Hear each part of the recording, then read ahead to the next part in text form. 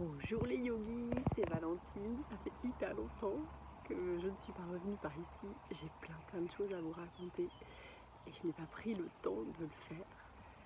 Mais quand même, là, il s'est passé un truc que je voulais vous partager. Un petit truc tout simple. Et je viens d'arriver dans un camping pour faire de l'escalade avec mon amoureux Alexandre pour le week-end. Et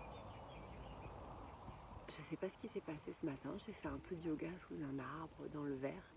Et j'ai vraiment senti, vous savez, l'énergie de l'arbre qui m'a nourrie comme ça de l'intérieur.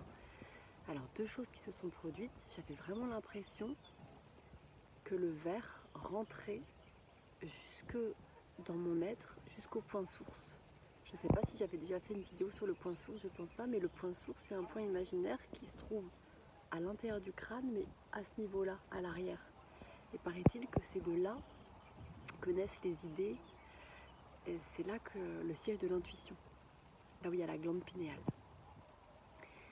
Et ben j'avais vraiment l'impression que le verre il me transperçait comme ça jusqu'à la glande pinéale. Ça c'est la première chose qui s'est produite. Et deuxième chose, après ma séance de yoga là, tranquille, j'ai pris un petit déj. Et tout à coup, je sais pas, on discute avec Alexandre de ce qu'on va faire aujourd'hui. Et je lui dis, bah fais ça, moi je m'adapte, tant que j'ai mes instruments de musique et mes livres, vas-y, va faire ton parapente, je viendrai te chercher là, voilà.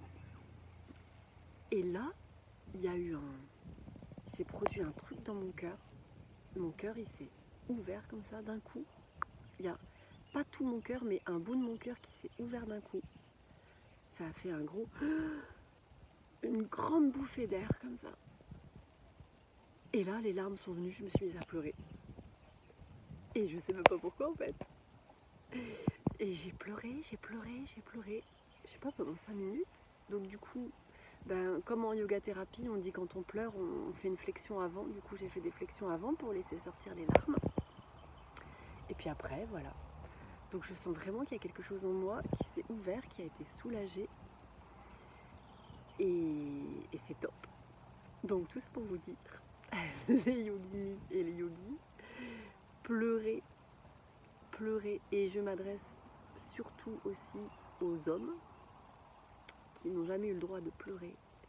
On a besoin d'hommes nouveaux qui sachent pleurer.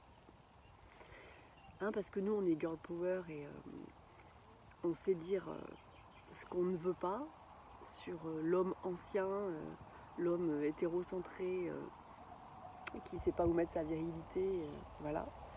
Mais on sait aussi encourager les hommes nouveaux. Et du coup, on voudrait que vous appreniez à pleurer. Voilà. Mais je dis ça évidemment pour les femmes aussi, et puis tous les gens, et les non-genres, et les transgenres, et tout ce que vous voulez, pour tout le monde. En tout cas, ça fait tellement du bien de pleurer. Donc je vous invite, les yogis et les yoginis, si vous ne le faites pas encore, dès que vous sentez une émotion venir, vraiment être à son écoute, la laisser vivre dans le corps, c'est vraiment la base de la yoga thérapie. La laisser vivre, l'accepter, l'accueillir. Moi tout à l'heure il y avait Alexandre à côté de moi, je me suis mise à pleurer, il dit ça va mon bébé, je dis oui. Il a l'habitude parce que moi je pleure souvent pour rien. Mais je ressens vraiment que c'est un bénéfice quoi. Alors moi ça me correspond, peut-être ça correspond moins à d'autres, mais je pense que ça peut toujours correspondre dans une petite quantité à tout le monde parce que l'eau ça nettoie. Moi j'ai toujours besoin d'aller me baigner, rivière, mer, douche, mettre la tête sous l'eau. C'est vraiment un élément qui me nettoie. Peut-être j'ai beaucoup de feu. Il y en a d'autres qui ont moins besoin d'eau, moins besoin de pleurer, mais je pense que c'est toujours salvateur.